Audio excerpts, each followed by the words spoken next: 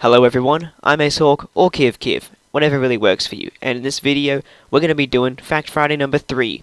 This one's going to be focusing on lions, so let's jump right into it.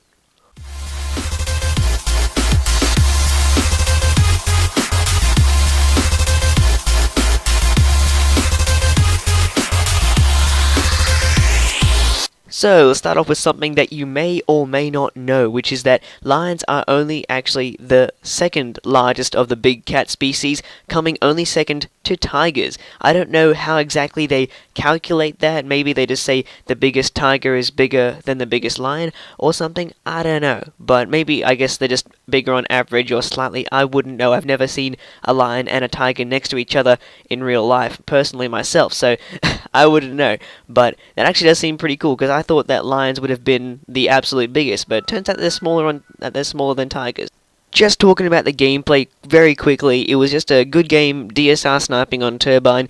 You don't see that much, especially for me, because there isn't really much of like a middle part where all the players go towards. Like on Raid, there's the middle bit with around the tree and everything that people kind of fight for as well, and on Standoff it's like the area around the brown house sometimes and stuff like that, and especially in Team Deathmatch there's not really any objective to bring the players towards, so that's rare for me, I guess, having a good game on a map like this. So yeah, make sure that you guys leave a like if you want to see some more sniping gameplay. I think I get like 31 kills and only about 4 deaths, so that was pretty good sniping without using any lethal streaks either. This next one I had absolutely no idea about, but most lions, not most lions, all the male lions have their manes and stuff, right? But you wouldn't know that it's considered more attractive to female lions when the mane is darker. So it's all about having a dark mane for a lion.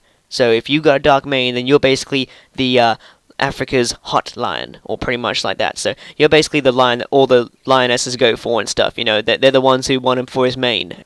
For us humans, it's just like, oh, I want you for your body, but for the lions, it's just like, oh, I want you for your mane, it's so dark and luscious. I'm not even sure how that goes about. Like, I mean, how does a darker mane make him more attractive? What if he's a fat ass? I mean, he could be the most muscly, awesome as fuck lion, but what happens if he's got a really light mane? Does that make him unattractive to the other females? I don't know. Do they only go by the mane? Who knows, but I guess that's just how it is. This one I didn't know either, but it turns out that although Africa as a whole is famous for lions, it turns out that apparently only South and East Africa mainly inhabited by lions. I'm not sure what happens to the lions in North or West Africa, I don't know, but it just kind of sounds weird to me how the lions are basically mainly over there. It's kind of like how Australia is famous for kangaroos, but they're only mainly in like Western Australia, for example. That kind of sounds weird to me, you know? That's just an example.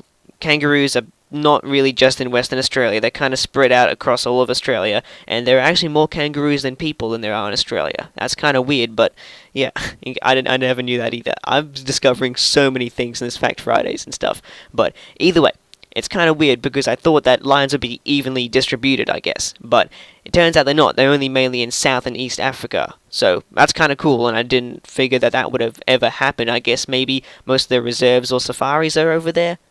Who knows? Moving on. A lion's roar can be heard from over 8 kilometers away.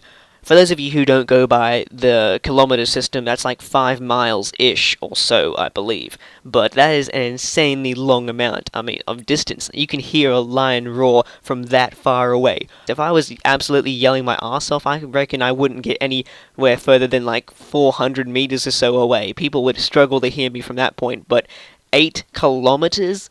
Wow, that is really, really far. So, yeah, that is a really long distance, and I never would have figured that you could hear a lion that far away. So, I guess when I actually do hear one, I'll be really, really surprised.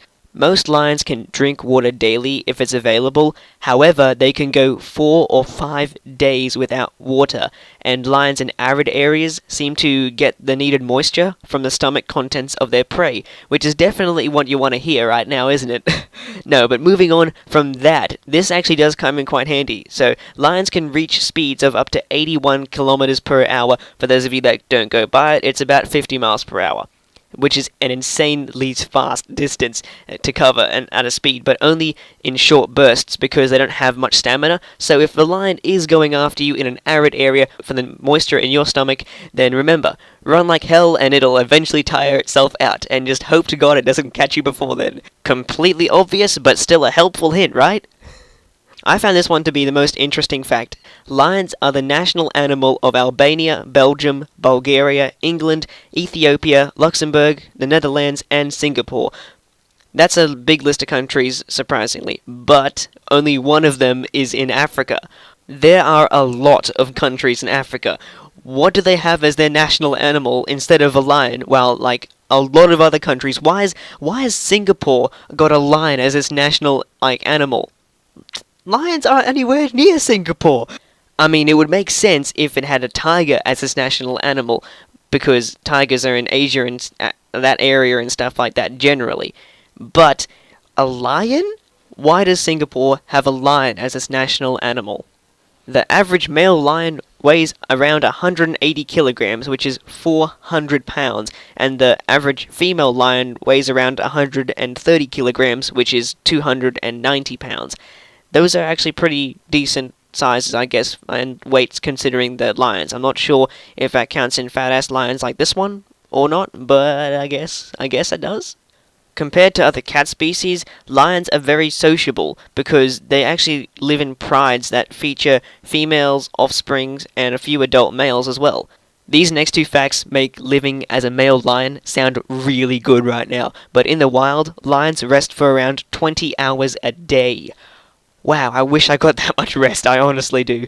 But along with that, lionesses are better hunters than male, and do most of the hunting for the pride. So the male lions don't have to worry about any hunting. It's just like, lioness, bring me food, feed me please. I reckon that'd be so good, man. Just rest for 20 hours a day, sit on your ass as a male lion, and then your female lion brings you food. That is a really good lifestyle, I reckon.